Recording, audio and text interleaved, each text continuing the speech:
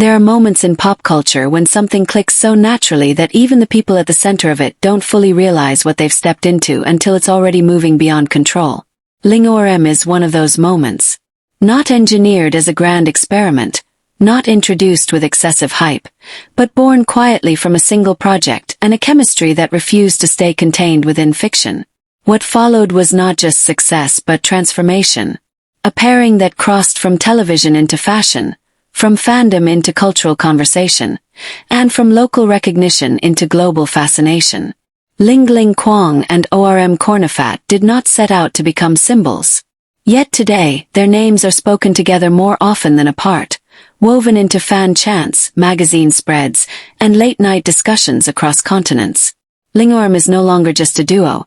It is a story about timing, visibility, emotional resonance, and the rare alchemy that occurs when audiences see themselves reflected on screen and decide not to let go. The beginning, as most powerful stories do, was deceptively simple. The secret of us arrived without overwhelming expectations.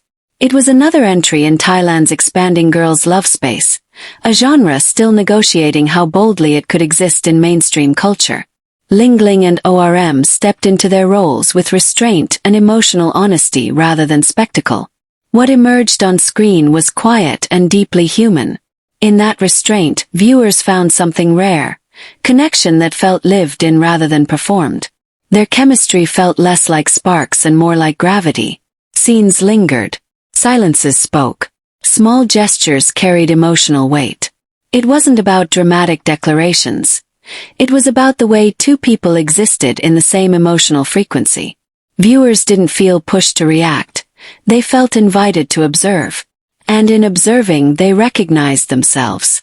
That recognition was the spark that turned interest into attachment. For Lingling Kwong, the role marked a turning point. Already experienced, she brought a composed maturity that anchored the story. Her performance suggested depth without overstatement, portraying a character shaped by restraint rather than absence of feeling. Viewers connected to that subtlety, finding space to project their own emotions into her silences. Lingling didn't demand attention. She earned it, scene by scene.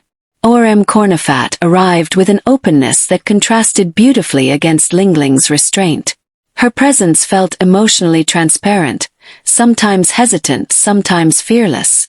Where Lingling observed, ORM reacted. Where one held back, the other reached forward.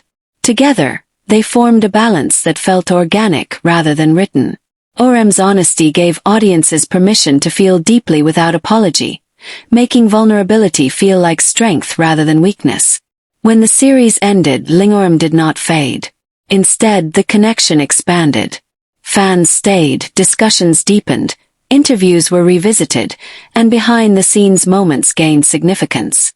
The line between character and actor softened, not in a sensational way, but in a way that suggested emotional continuity. Audiences weren't just consuming content anymore. They were holding on to a feeling they didn't want to lose. This is where Lingorm diverged from typical screen pairings. Rather than dissolving after the project, their presence grew stronger. Public appearances drew attention not because of forced intimacy, but because of ease, familiarity, and mutual respect. Their dynamic felt unperformed, and in an industry built on exaggeration, that quiet authenticity stood out. What made these appearances resonate was not what Lingling and ORM did, but what they didn't feel the need to prove. There was no excessive performance of closeness, no theatrical gestures meant to reassure an audience hungry for fantasy. Instead, there was an unspoken understanding between them, expressed in timing, shared laughter, and the kind of comfortable silence that cannot be rehearsed.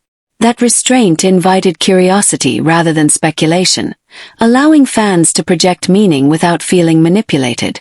In interviews, their answers remained grounded. They spoke about work before hype, craft before labels.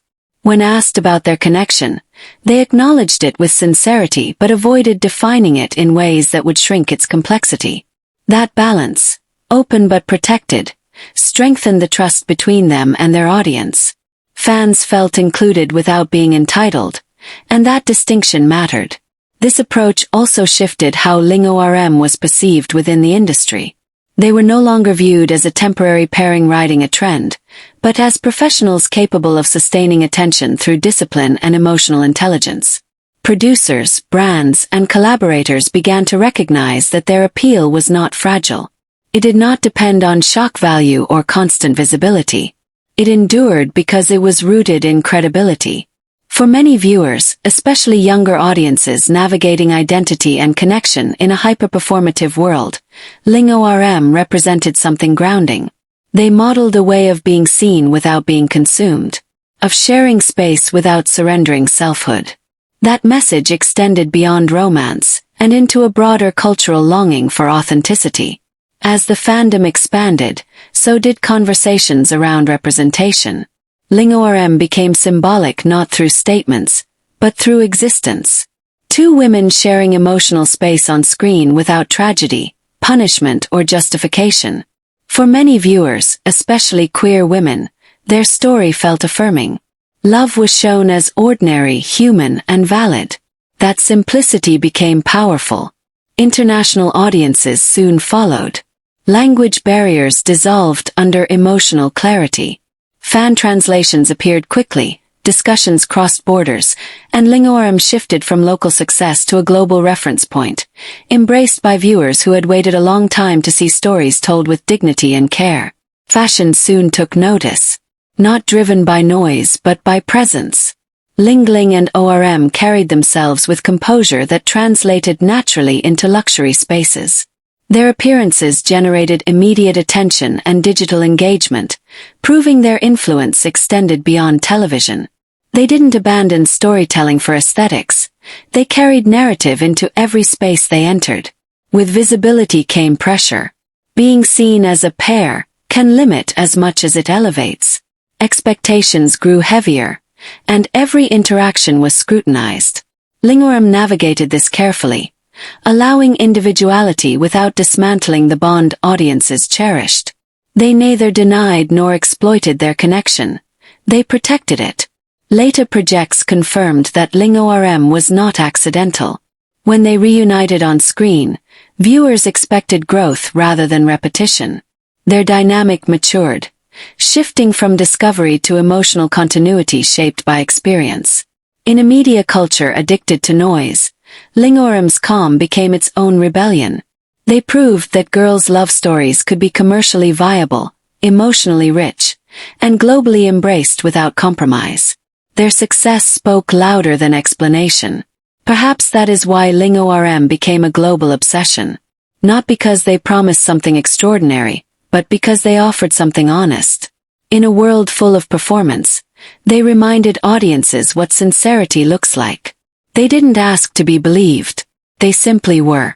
And in that quiet certainty, Lingorm didn't just capture attention. They earned it.